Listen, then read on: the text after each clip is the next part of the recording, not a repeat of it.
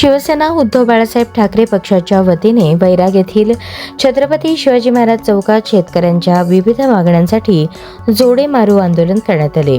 यावेळी राज्यातील शेतकऱ्यांना संपूर्ण व विनाअट कर्जमाफी जाहीर करण्याची मागणी करण्यात आली। आंदोलनादरम्यान कार्यकर्त्यांनी केंद्र व राज्य सरकारच्या धोरणांविरोधात घोषणाबाजी केली।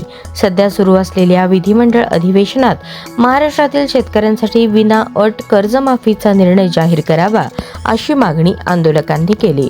दुष्काळी परिस्थिती, वाढता उत्पादन खर्च, शेतीमालाला मिळणारा अपुरा भाव आणि कर्जबाजारीपणामुळे शेतकरी आर्थिक अडचणीत सापडल्याचे यावेळी वक्त्यांनी सांगितले।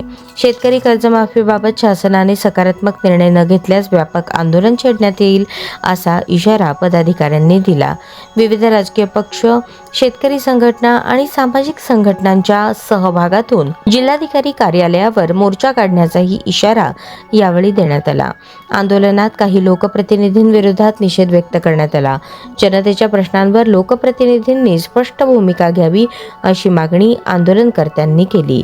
छत्रपती शिवाजी महाराज चौक परिसरात झालेल्या या जोडे मारू आंदोलनात शिवसेना उद्धव बाळासाहेब ठाकरे पक्षाचे पदाधिकारी, कार्यकर्ते, शेतकरी तसेच विविध संघटनांचे प्रतिनिधी सहभागी झाले होते।